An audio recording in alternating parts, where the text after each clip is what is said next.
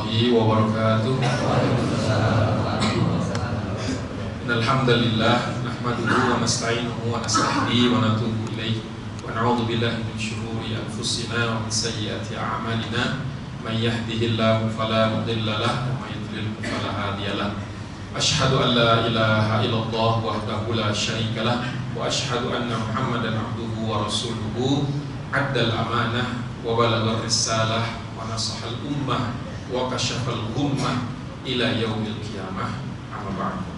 Segala puji bagi Allah Subhanahu wa taala yang sudah berkenan menggerakkan hati dan langkah kita untuk bisa berkumpul di tempat ini dan sudah melaksanakan salat zuhur berjamaah. Salat dan salam semoga senantiasa terlimpah curahkan kehadirat Muhammad Rasulullah sallallahu alaihi wasallam kepada keluarga beliau, kepada sahabat-sahabatnya, tabi'in, wa man tabi'ahum bi ihsanin ila yaumiddin. Semoga Allah Subhanahu wa taala menjadikan kita bagian dari umat Islam, bagian dari umat yang senantiasa menegakkan, menghidupkan sunnah-sunnah Rasul sallallahu alaihi wasallam, dan semoga pertemuan kita yang singkat di siang hari ini menjadi salah satu yang akan meringankan hisab kita di hari akhir nanti, dan semoga kita semua menjumpai Allah Subhanahu wa taala dalam kondisi husnul khatimah. Amin ya rabbal alamin. Tadi diberikan pesan oleh panitia untuk sedikit berkenalan karena memang baru sekali di sini. Nama saya Agung Maspodo, sarjana ekonomi, kemudian Master of Public Policy, kebijakan publik itu di University of Minnesota waktu itu. Tidak ada hubungannya sama sekali dengan sejarah, dua-duanya. Jadi ini betul-betul hanya sharing bacaan saja. Tidak ada pendidikan formal yang bisa menguatkan saya, yang bisa memberikan saya hak untuk berbicara di sini, kecuali panitia ambil resiko. Saya tinggal di Depok, saya dosen di Universitas Negeri Jakarta. Mata kuliah yang saya ambil itu sebenarnya Strategic Management sama International Business, bukan Sirah Nabawiyah. Tapi mungkin ada beberapa yang saya sempat baca beberapa hari ini yang bisa saya sampaikan. Mudah-mudahan benar adanya dan semoga bisa menjadi sesuatu yang menguatkan langkah kita di dalam kehidupan kita yang kita tidak tahu tinggal berapa lama lagi. Karena untuk meninggal dunia tidak perlu tua, untuk menghadap Allah tidak perlu sakit dulu. Jadi semua kita berpacu dalam waktu yang terbatas untuk menjadi seorang manusia hamba Allah yang terbaik dalam kondisi yang sangat mendesak sebenarnya. Untuk itu Allah Subhanahu wa taala sudah berfirman di surat At-Taubah ayat 100, A'udzubillahi minasyaitonir rajim, was-sabiqunal awwaluna minal muhajirin wal ansar. Orang-orang yang sudah lebih dahulu dari kalangan muhajirin dan ansar, walladzina taba'uhum bi ihsan, dan orang-orang yang mengikuti sahabat muhajirin dan ansar dengan ihsan, dengan kinerja yang terbaik. Jadi ihsan itu beberapa level di atas baik. Ada baik, jayyid, kemudian ada jayyid, jidat, bagus banget, kemudian ada very good atau excellent, namanya mumtaz. Nah di atas itu ada namanya ihsan, di atas excellent. Saya nggak tahu bahasa Inggrisnya kalau di atas excellent, mungkin super excellent. Jadi Allah Subhanahu wa taala sudah memberikan isyarat kepada kita bahwasanya kita memiliki generasi yang lebih dahulu beriman, lebih dahulu berkorban, lebih dahulu bersusah payah untuk ad-dinul Islam. Jadi kita sudah punya generasi awal. Gak perlu cari-cari lagi, kita manusia, orang yang beriman kepada Allah Subhanahu wa taala tidak perlu lagi mencari-cari siapa yang kira-kira bisa jadi panutan. Sudah ada Rasulullah sallallahu alaihi wasallam dan ada sahabat dari kalangan muhajirin dan ansar. Rasanya gak perlu yang lain, kecuali mau melengkapi sisi-sisi yang mungkin memang secara kekinian kita perlukan. Tetapi secara prinsip, secara filosofis, kita tidak boleh lagi menjadi orang yang gampang hidup di dunia ini. Sudah ada wal muhajirin wal ansar. Tinggal apakah kita menjadi orang-orang yang ittiba'uhum bi ihsan, ngikuti mereka secara super excellent, bukan sekedar ikut, super excellent. Untuk apa? Radhiyallahu anhum wa radu anhu. Supaya sebagaimana mereka kita berharap, walaupun mungkin jauh, Allah itu ridho kepada kita. sebagaimana Allah telah ridho kepada Muhajirin wal Ansor, dan kita pun ridho kepada Allah. Kalau generasi dahulu diridhoi Allah dulu, sudah. Kalau kita baru tahapan ingin ridho kepada Allah, keputusan Allah, kehendak Allah. Tapi apakah Allah benar-benar ridho kepada kita? Allahu a'lam bishawab. Jadi kita ini memang bangsa atau generasi yang harus kerja keras. Kerja keras. Wa'adda lahum jannatin tajri tahtahal anhar. Motivasi utamanya setelah ridho Allah adalah konsekuensi mendapatkan ridho Allah Subhanahu wa taala itu adalah Allah menyediakan jannat. Surga-surganya banyak karena levelnya juga banyak. Kalau yang sampai super excellent tentu berbeda dengan yang jayyid. Yang sekedar iya bisa, iya bagus. Di situ kemudian Allah mengatakan mengalir di bawahnya sungai-sungai. Ini sekedar ilustrasi saja. Kalau jannah, kalau surga Allah itu tidak bisa mendorong kita untuk berbuat ihsan, saya tidak tahu lagi apa. Terus bagaimana? Terus bagaimana? Kalau ridho Allah itu bukan sesuatu yang kita cari-cari, yang kita idam-idamkan, terus apa yang dicari di muka bumi ini? Yang hidup kita katakanlah 70 tahun, 75, mungkin 85, mungkin ada yang bonus sampai 95. Tetap saja itu kalau ditarik dalam garis panjang 1400 perjalanan umat Nabi Allah Muhammad SAW hanya titik. Sehebat-hebatnya kita, sepanjang-panjangnya usia kita, setinggi-tingginya prestasi kita, hanya sebuah titik di sebuah garis yang panjang sekali. Kemudian Allah menutup dengan mengatakan dzalikal fawzul azim. Itulah kemenangan yang besar. Jadi nggak keliru kalau kemudian orang mengatakan ridha Allah jannahnya sebagai konsekuensi, bukan orientasi, konsekuensi. Itu merupakan kemenangan yang besar, harus dilihat sebagai kemenangan yang besar, tidak boleh dianggap sesuatu yang enteng. Nah, untuk itulah kemudian kita ingin melihat bagaimana sih generasi Ansor. Terutama hari ini izinkan saya menyampaikan kepada bapak-bapak dan ibu-ibu yang ada di sini yang dirahmati Allah, seperti apa kaum Ansor. Kalau Ansor yang laki-laki sudah sering, nah ini Ansor yang mukminah yang mungkin agak jarang ya. Namanya Ummu Haram. Kita majukan sedikit. Ummu Haram ini hidup atau dibesarkan di dalam suasana keluarga yang pejuang. Jadi Ummu Haram ini lahir dari ayahnya namanya Milhan bin Khalid, karena Ummu Haram ini binti Milhan, ibunya Mulaikah binti Malik. Dua-duanya tidak ketemu dengan Rasulullah SAW, sudah wafat waktu Rasulullah diangkat sebagai nabi. Tetapi saudarinya saja. Jadi kita mulai dari menganalisis siapa keluarganya, karena kita itu tidak terlalu jauh dari keluarga kita biasanya ya. Tidak terlalu jauh dari siapa orang tua kita, kakak, adik kita, walaupun ada perbedaan pasti. Saudarinya bernama Ummu Sulaim. Ummu Sulaim ini ibunya dari Anas bin Malik. Anas bin Malik ini adalah anak yang unik karena dari kecil sudah diwakafkan oleh ibunya ya. Kalau kita baru wakaf uang, wakaf tunai, wakaf gedung, ini wakaf anak. Karena Ummu Sulaim pernah datang kepada Rasulullah SAW, ya Rasul, ini anak saya wakafkan jadi, bahasa saya nggak mau menyebutnya pembantu, budak dan sebagainya, karena itu tidak tepat. Yang paling tepat menurut saya adalah asisten. Karena Anas bin Malik ini meriwayatkan banyak hadis, dan kemudian dia juga merupakan seorang penghafal Quran, dan dia juga orang yang paling kenal dengan seluk-beluk kehidupan Rasulullah SAW. Jadi Ummu Haram ini diantara keluarga yang seperti itu, keluarga yang kalau sudah mencurahkan segenap jiwa dan raganya, all out, serius, karena ngejar ihsan, bukan ngejar jayyid, bukan ngejar sekedar good, bukan sekedar great. Ngejarnya itu ngejar yang beneran. Padahal mereka ini adalah generasi yang sudah dikatakan Allah Subhanahu wa taala Allah ridho, sudah diridhoi saja, ngejarnya masih seperti itu. Nah, kita belum tentu diridhoi Allah, tapi ngejarnya apakah seperti itu? Masalah dasarnya kan di situ.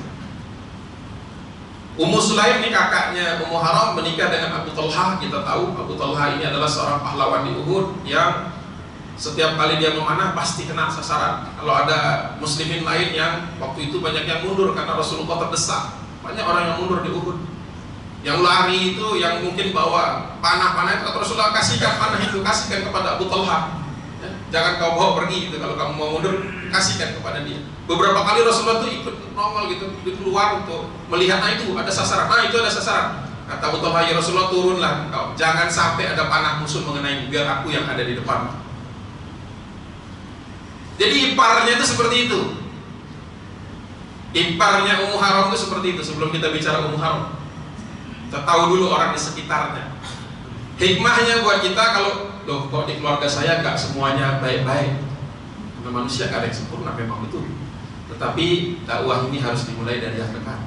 Jangan sampai bapak-bapak dan ibu yang ada di sini rajin ikut pengajian, ikut ngaji, ya, tilawatul Quran, tetapi di rumah gak keurus. Punya anak, anaknya gak ngaji, orang tuanya ngaji. Kakaknya nggak ngaji, adiknya nggak ngaji, adiknya nggak soleh, nggak duduk di tempat ini setiap hari, setiap Sabtu, setiap Rabu, setiap Selasa. Jangan. Karena Ummu Haram ini ada di tengah keluarga yang semuanya berkhidmat. Jadi kalau ada satu keluarga kita yang mungkin belum terlalu dekat kepada Islam, belum terlalu taat kepada Allah, belum terlalu terdorong untuk beribadah, tanggung jawab kita pulang beresin. Sebelum kita membereskan atau sambil kita membereskan yang lain-lain yang di dekat, yang di kantor kita, yang di mungkin lingkungan kita, di profesi kita, asosiasi dan seterusnya. Karena keluarga ini tidak bisa kepada orang lain. Ya antum semua, antuna semua, kita semua. Gak bisa dia mengandalkan. Tidak mungkin ustadz semuanya ini giliran ke rumah masing-masing, gak bisa. Kita yang tarik ke sini. Nah, begitulah kira-kira kisah keluarga berjuang. Bahkan Ummu Sulaim, kakaknya Ummu Haram ini, terlihat beberapa kali bersama Aisyah radhiyallahu anha itu bolak-balik bawa minuman di perang Uhud untuk memberikan minum kepada orang pasukan muslimin yang masih bertahan. Saking gesitnya mereka itu, betisnya kelihatan. Di dalam Sahih Bukhari digambarkan kincringan yang ada di pergelangan kakinya itu kelihatan. Sampai mereka harus buru-buru, bolak-balik.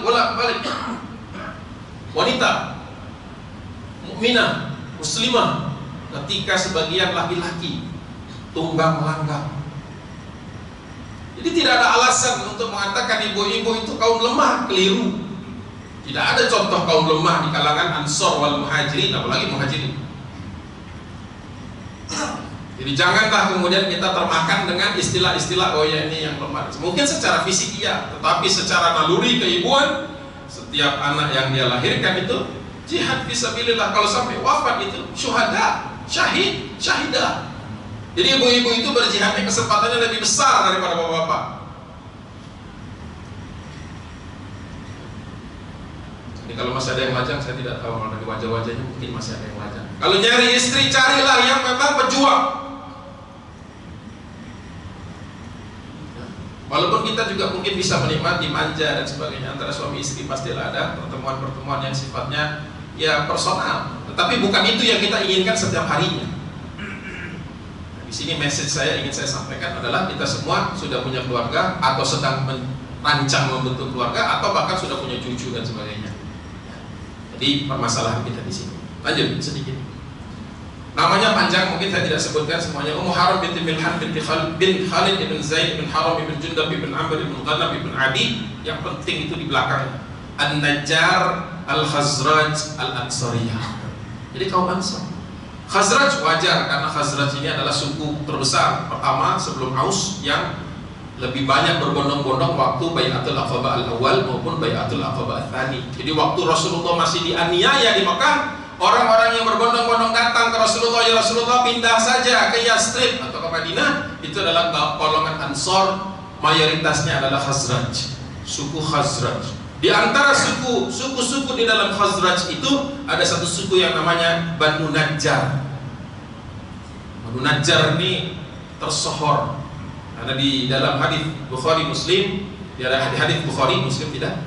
Itu ketika Rasulullah sudah sampai di Kuba waktu hijrah, Rasulullah ingin masuk ke kota Madinah, satu-satunya suku yang diberikan kabar, diminta Rasulullah secara personal untuk mendampingi beliau masuk ke kota Madinah, Yastrib, itu hanya Banu Najjar. Hanya Banu Najjar. Sukunya Ummu Haram. Kalau mau nama yang lain, sukunya Abu Ayyub Al-Ansari. Tapi nanti. Ummu Haram menikah pernah sebelum dia masuk Islam dengan Amr bin Qais, anaknya Abdullah. Jangan ditanya kenapa namanya Abdullah padahal belum Islam. Karena orang-orang dahulu, orang-orang Arab kalau bersumpah wallah, Allah itu dikenal bahasanya. Karena itu merupakan milah Ibrahim. Jadi jangan kaget ada orang nama Abdullah tapi belum Muslim waktu itu, atau sudah terjauhkan dari ajaran Nabi Allah Ibrahim alaihissalam tapi belum ketemu Rasul. Kemudian cerai, ya, bukan cerai maaf, ditinggal wafat. Kemudian Ummu Haram menikah kembali, dan disinilah kemudian Allah mempertemukan dengan seorang sahabat yang juga sewatak sejiwa, namanya Ubadah bin Samit. Ubadah bin Samit radhiyallahu anhu ini adalah 4 di antara ulama di kalangan sahabat Ansar. Dikaruniai 1 anak, Muhammad namanya. Ummu Haram masuk Islam dan kemudian ikut dalam Bai'atul Aqabah yang kedua, Ats-Tsani. Jadi mereka berangkat bersama suaminya, berangkat ketemu Rasulullah. Kalau baiat pertama itu di dalam Sirah Nabawiyah Ibnu Hisham dikatakan sebagai Bai'atun Nisa. Jadi perjanjian pertama Ansor begitu datang pertama kali kepada Rasulullah itu disebut perjanjian wanita, perempuan. Karena belum ada klausul untuk melindungi Rasulullah seandainya dia dianiaya, seandainya dia diperangi. Baru kemudian pada perjanjian kedua yang disebut dengan Bai'atul Aqabah Ats-Tsani yang kedua, barulah ada klausul Rasulullah mengatakan, apakah kalian bersedia untuk melindungiku sebagaimana engkau melindungi jiwamu sendiri dan keluargamu? Siap. Nah, di antara yang mengatakan kesiapannya itu adalah Ubadah bin Samit beserta istrinya. Jadi suami istri ini begitu bersemangat untuk dakwah, begitu bersemangat untuk mempersembahkan dirinya yang terbaik bagi Allah Subhanahu wa taala. Harus berjalan beberapa hari, bahkan 7 hari sampai 8 hari dari kota Yastrib menuju kota Makkah untuk ketemu Rasul. Padahal sebelum itu belum pernah ketemu. Itu kecintaan kaum Ansor. Begitu ingin ketemu Rasulullah. Bahkan kemudian suaminya Ubadah bin Samit itu menjadi salah seorang nakib, seorang kepala kepala satuan, kepala tugas, kepala unit gitu, yang ditunjuk oleh Rasulullah, jumlahnya 12 ketika mereka kembali untuk mempersiapkan hijrah Rasulullah yang tidak lama lagi setelah itu. Nah, ada kabar gembira dari Rasulullah. Jadi setelah ini kisahnya agak sedikit maju. Tadi Rasulullah belum hijrah, sekarang Rasulullah sudah hijrah. Rasulullah sudah tinggal di kota Makkah. Setelah perang Khandaq, kaum muslimin sudah melewati masa-masa sulit. Badar sudah lewat, Uhud sudah lewat, kemudian Khandaq sudah lewat. Kondisi relatif lebih stabil. Pada saat itulah Rasulullah SAW itu rutin menuju ke kota Kuba. Kita tahu di Kuba ini ada masjid pertama yang dibangun oleh Nabi SAW sebelum dibangun Masjid Nabawi. Ya, bagi yang sudah pernah ke sana, orientasinya bayangkan Masjid Nabawi. Nah, kita agak jalan sedikit ke selatan. Ada masjid namanya Masjid Kuba. Ya. Yang berangkat ke sana pasti disunahkan sholat 2 rakaat di Masjid Kuba, karena memang salah satu ganjarannya barang siapa kata Rasulullah yang sholat 2 rakaat di Masjid Kuba, pahalanya seperti pahala umroh. Jadi biasanya ngantri, semuanya pasti mau ke sana. Nah, Rasulullah SAW itu biasanya setiap pekan 2 kali dia ke Kuba. Berangkat sekitar waktu duha sampai di sana sebelum sholat zuhur. Setelah sholat zuhur, Rasulullah memberikan ceramah, Rasulullah memberikan wejangan kepada kaum muslimin yang tinggal di Kuba, baru kemudian Rasulullah pulang menjelang asar. Itu kebiasaan Rasulullah setiap pekan. Suatu saat Rasulullah SAW itu sampai di kota Kuba, tapi belum waktunya masuk zuhur. Jadi Rasulullah cari nih siapa kira-kira bisa mampir sejenak. Jadi Rasulullah memang membiasakan silaturahim. Jadi silaturahim itu adalah sesuatu yang sunnah. Jadi Rasulullah SAW ini saya ambil dari Al-Bidayah wa Nihayah, kitabnya Ibnu Katsir. Di sini dikatakan, "Fanama Rasulullah sallallahu alaihi wasallam tsumma istayqadha wa huwa yadhaku." Jadi Rasulullah SAW itu sempat tertidur di rumahnya Ummu Haram. Tertidur Rasulullah. Ya. Di awal itu diberitahu ada keterangan tambahan di situ Ummu Haram menyediakan makanan. Jadi Rasulullah mampir, duduk sebentar, disediakan makanan oleh Ummu Haram atas tentu saja persetujuan Ubadah bin Samit, dibuat makanan. Gak lama setelah Rasulullah makan, Rasulullah tertidur. Kalau para ulama yang mengambil hukum, ya, hadis-hadis tentang hukum, ya, Ini mengatakan pertama kalinya Rasulullah melaksanakan yang disebut dengan qailullah, ya, tidur sebentar sebelum zuhur. Ada sunnahnya seperti itu. Tapi bukan ke situ saya mau bicara. Rasulullah tertidur sebentar, kaget ini antara Ummu Haram dengan Ubadah bin Samit. Rasulullah kayaknya enak banget, habis makan langsung tidur, ya kan? Ada sebuah kebanggaan sebagai pemilik rumah kalau sampai tamunya itu bisa pulas tidur, karena biasanya orang kalau di rumah orang lain susah tidur. Apalagi ini adalah seorang Rasul yang dicintai, tertidur itu senang banget, senang sekali, ya, senang sekali. Alhamdulillah, berarti nyaman rumah ini, makanan tadi walaupun sedikit dinikmati oleh Rasulullah SAW. Tsumma staiqadha wa huwa yadhaku. Tidak lama setelah itu, baru aja senangnya belum habis senangnya, tiba-tiba Rasulullah bangun dan Rasulullah tersenyum lebar. Bangun tersenyum gitu tiba-tiba tanpa ada sebab musabab. Pasti ada, tapi di sini faqalat ma yadhaka ya Rasulullah. Kenapa engkau tersenyum ya Rasulullah? Yang nanya Ummu Haram. Jadi Ummu Haram ini cintanya kepada Rasulullah tentu saja tidak melanggar aturan-aturan mahrim, tetapi kemudian memperhatikan sekali Rasulullah SAW. Kenapa Rasulullah ketawa? Penasaran, ada rasa ingin tahu kenapa Rasulullah ketawa. Jarang-jarang nih, ya? Nah, tersenyum, maaf. Kata Rasulullah, nasun min ummati aridu alayya. Di dalam tidur aku tadi sejenak itu diperlihatkan oleh Allah Subhanahu wa Ta'ala banyak sekali manusia dari golongan umatku. Kasih lihat kata Rasulullah SAW. Gaza fi sabilillah. Mereka semua itu berbondong-bondong berberangkat perang di jalan Allah Subhanahu wa Ta'ala. Yarkibuna thabaja hadzal bahr. Mereka itu naik kapal dan mengarungi lautan, tetapi sepertinya posisinya berdiri kata Rasulullah. Tidak seperti orang yang lagi duduk di sampan, tapi seperti berdiri. Bahkan dideskripsikan oleh Rasulullah kal muluk 'alal usrati atau mithlal muluki 'alal usrati, atau seperti raja berdiri di atas singgasananya. Kaget. Penggambaran seperti itu, kira-kira apa reaksi suami istri ini? Ini kan berarti sebuah nubuat, sebuah gambaran masa depan yang Allah berikan kepada Nabiullah sallallahu alaihi wasallam. Ya, kaget gitu. Kira-kira reaksinya apa? Kalau saya di kuliah ini saya kasih kuis, kira reaksinya apa? Harusnya kita punya prediksi tentang sahabat. Apakah kemudian bertanya tentang ini apa? Apakah kemudian bertanya apa konsekuensinya? Tidak, ternyata faqalat, berkatalah Ummu Haram lagi nih. Tadi yang nanya mimpinya kenapa ketawa itu Ummu Haram. Sama sekali Ubadah bin Samit itu kalah cepat dengan istrinya dalam hal ini. Faqalat, dia berkata, ya Rasulullah, ad'ullahan ay an yaj'alni minhum.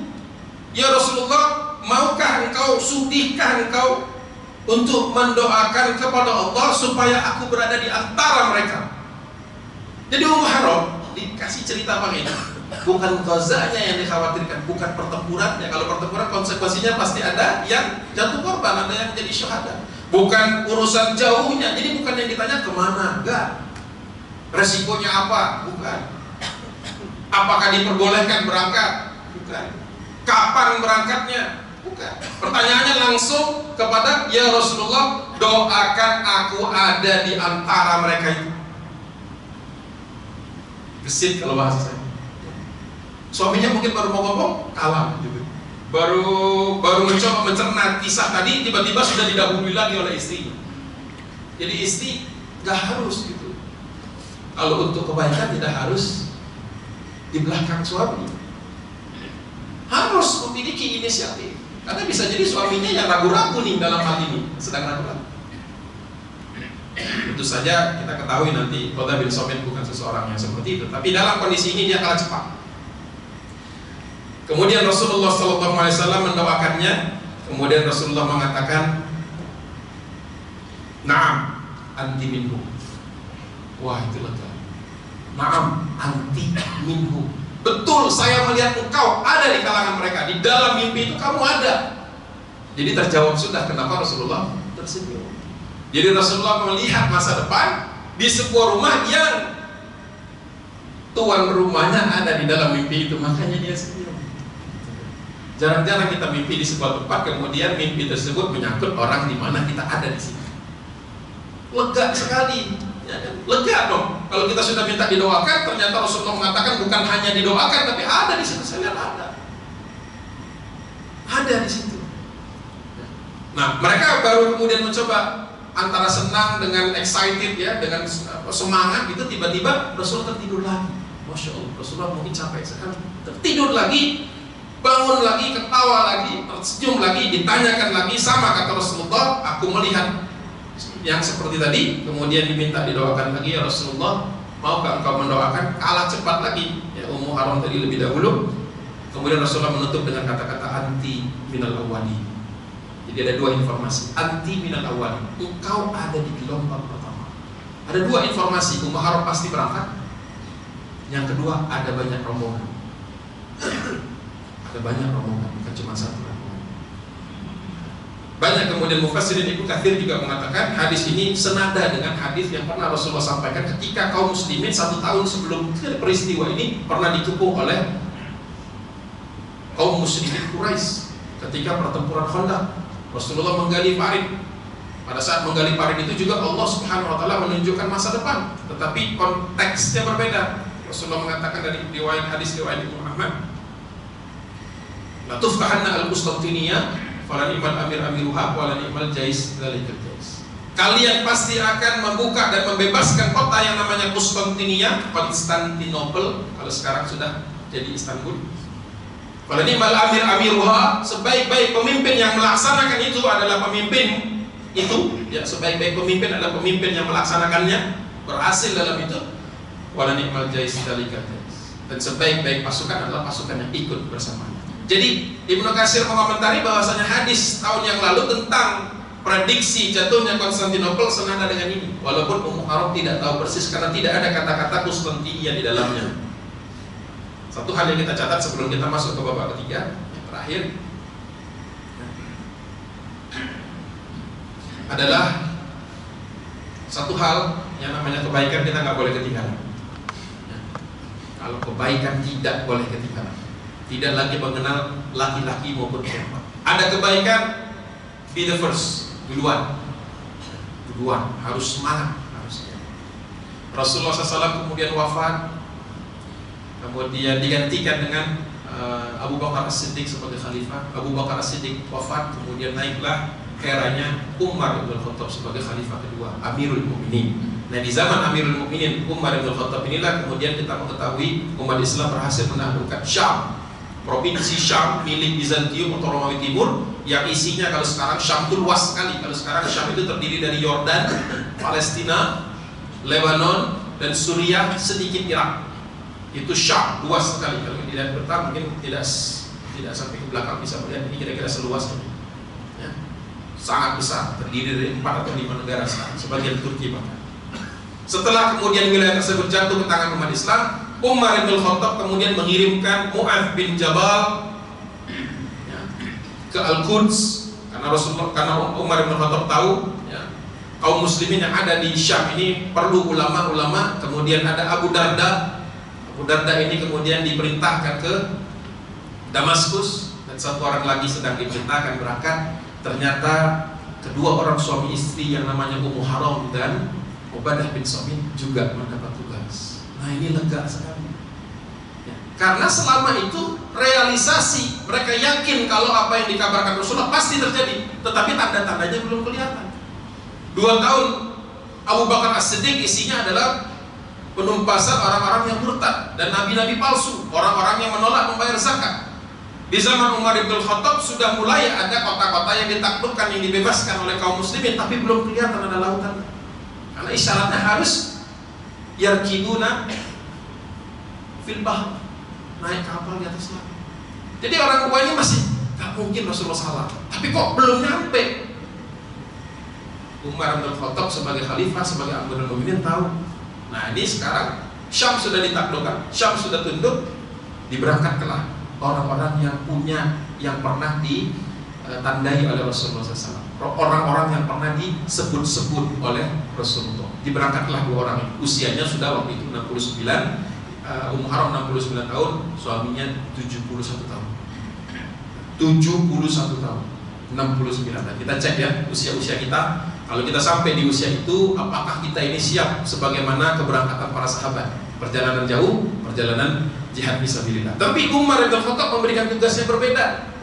Disuruhnya berangkat ke kota Hims. Hims ini ada di utara kota Damaskus. Di situ suami istri ini ditugaskan berangkat ke Syam untuk membuka madrasah. Ibu suruh buka madrasah di Syam, suruh berangkat. Karena memang Ubadah bin Samit merupakan salah satu di antara 4 hufadznya Rasulullah, yang Rasulullah sangat yakin dengan hafalan Al-Qur'annya dan sangat yakin dengan kefakihan. Jadi diberangkatkan berdua. Jadi ulama-ulama dahulu kalau berangkat diberangkatkan dengan istri, sehingga mereka kemudian membuka madrasah di kota Hims. Jumlah santrinya itu ada yang mengatakan kalau di Tabaqat Ibnu Sa'ad 600, kalau di Ibnu Athir Al-Kamil fi Tarikh itu sampai 1000. Suami istri ini kemudian memiliki madrasah yang begitu besar dengan siswa yang begitu banyak. Setelah Umar bin Khattab, setelah 10 tahun berlalu, masuklah masa Utsman bin Affan, khalifah ketiga. Nah, barulah di khalifah ketiga inilah ada peluang untuk berangkat ke pulau yang dikenal zaman dahulu sebagai Kibrus. Kalau sekarang Cyprus. Dari Beirut itu kira-kira 2 jam, 1,5 jam ke Cyprus. Utsman bin Affan tahu bahwasanya Ubadah bin Samit dan Ummu Haram ini merupakan 2 orang yang sudah dikatakan, kalau Ubadahnya mungkin tidak, tetapi Ummu Haramnya sudah didoakan Rasulullah, dan mereka posisinya ada di tidak jauh di kota Damaskus. Sehingga Utsman bin Affan mengatakan cari, yang ditugaskan untuk mencari kedua orang ini, memanggil kedua orang ini adalah Muawiyah bin Abi Sufyan, karena dia merupakan gubernur. Kata Utsman, panggil orang 2 itu, cari dan mintakan kepada mereka untuk menyampaikan kepada seluruh kaum muslimin yang tinggal di kota Damaskus, yang tinggal di kota Hims, yang tinggal di kota Beirut, untuk berjihad fisabilillah. Karena Utsman bin Affan sedang menyiapkan kapal dalam jumlah yang banyak. Nah, mulai sedikit demi sedikit prediksi tadi terlihat. Usia mereka pada saat itu, Ummu Haram sudah 71 tahun, jadi berselang sekitar 2 tahun, 71, sedangkan Ubadah bin Samit usianya sudah 73 tahun. Begitu mereka berangkat dari kota Hims, yang ikut itu siswa-siswanya hampir separuhnya berangkat, separuh lagi ditinggalkan karena madrasah tidak boleh kosong. Tetapi di tengah jalan, kaum muslimin yang mendengarkan kisah tadi disampaikan oleh Ummu Haram itu berbondong-bondong datang, sehingga sampai di Beirut itu kapalnya nyaris kurang. Ini membuktikan betapa bukan saja Ummu Haram ikut berangkat, ternyata nasun min ummati aridu alayya. Jadi waktu Rasulullah mengatakan nanti banyak umatku, kaumku itu ditampilkan oleh kepadaku, itu ternyata atas penyemangatan yang disampaikan oleh Ummu Haram dan suaminya Ubadah bin Samit. Jadi ada ternyata yang tidak diceritakan oleh Rasulullah SAW, dan ternyata itu jauh lebih hebat lagi daripada doa yang sudah didoakan. Sehingga orang-orang ini kemudian berangkat, sampailah mereka ke kota Cyprus, karena waktu kita sudah hampir habis. Sesampainya di sana kemudian tadi kisah-kisah seperti itu yang dikirim kemudian adalah waktu itu Muawiyah bin Abi Sufyan. Kota Cyprus atau pulau Cyprus itu kemudian jatuh ke tangan kaum muslimin. Ketika kemudian harta rampasan itu hendak dibagikan, orang-orang bingung siapa yang bisa membagikannya dengan baik. Muawiyah bin Abi Sufyan sebagai pimpinan perjalanan mengatakan tidak ada yang lebih adil, tidak ada yang lebih baik catatannya kecuali Ummu Haram. Jadi Ummu Haram lah kemudian yang ditugaskan untuk menghitung dan membagikan harta rampasan ini kepada seluruh pasukan-pasukan yang ikut serta. Jadi bisa terbayangkan dia seorang mukminah, seorang yang sangat gesit di usia yang sudah sebenarnya tidak muda lagi, seorang ulama juga, seorang guru, dan kemudian seorang yang bisa menyemangati orang dalam jumlah yang banyak, ternyata juga pandai dalam perhitungan, rapi dalam catatan. Pada saat dia membagikan, dan pada saat dia membagikan kepada orang yang terakhir, rombongan yang terakhir, dia terpleset dan kemudian dia jatuh, terjatuh dari tunggangannya, kemudian dia wafat di situ. dalam kondisi yang sangat cepat dan Allah sangat sayang, sehingga tidak ada rasa, tidak ada proses yang lama, tidak ada sakit yang berkepanjangan, sehingga kemudian dikuburkan atas ijtihad, kemudian diizinkan oleh Ubadah bin Samit untuk dikuburkan di Famagusta atau di kota Famagusta di Pulau Siprus. Ada 3 hal sebelum kita tutup sebagai penutup kajian kita siang hari ini sebagai perkenalan. Ubadah bin Samit kemudian pulang. Ubadah bin Samit itu pulang, berangkat suami istri, pulang sudah muda. Karena ternyata yang lebih dahulu menemui Allah Subhanahu wa taala adalah istri. Karena memang sudah terlihat juga dari awal, sejak awal kesemangatan beliau itu luar biasa. Satu yang saya katakan tadi sudah saya sebut sebelumnya, usia tidak boleh menyuruhkan kita semangat. Ya, kalau bapak-bapak dan ibu-ibu di sini, kalau bapak-bapak mungkin ada yang usianya sudah lanjut, ya, tidak berarti kemudian kita surut ke belakang. Bukan berarti kita kehabisan energi. Justru inspirasi dari generasi-generasi ini memperlihatkan bahwasanya usia-usia mereka itu sudah sangat lanjut kalau dibandingkan dengan usia kita. Yang kedua, selalu bersegera dalam kebaikan, fastabiqul khairat, dalam kebaikan jangan nunggu karena bisa jadi nggak kebagian. Jangan merasa ntar saja karena belum tentu panjang usia kita, belum tentu sampai. Dan yang terakhir nomor 3, selalu kita itu bersama umat. Jangan pernah kita menyendiri, jangan kita menjauhkan diri dari urusan umat. Walaupun mungkin yang menimpa umat ini banyak sekali. Kata Rasulullah SAW pernah mengatakan, "Man la yahtam bi amril muslimin falaysa minhum." Barang siapa di antara kalian tidak peduli dengan urusan kaum muslimin, falaysa minhum. Di dalam hadis yang lain Rasulullah mengatakan, "Falaysa minni." Kalian bukan dari golongan kaum muslimin, kalian bukan dariku, bukan dari golonganku. Wallahu a'lam bishawab. Al-haqqu min rabbik fala takunanna minal mumtarin. Semoga apa yang sudah disampaikan tadi bisa menggugah dan bisa mengisi kehidupan kita, sisa kehidupan kita, dan semoga kita termasuk orang-orang yang pandai bersyukur dan memanfaatkan usia kita. Mohon maaf atas segala kekurangan dan mungkin waktu yang begitu pendek yang terhabiskan. Billahi taufiq wal hidayah. Assalamualaikum warahmatullahi taala wabarakatuh.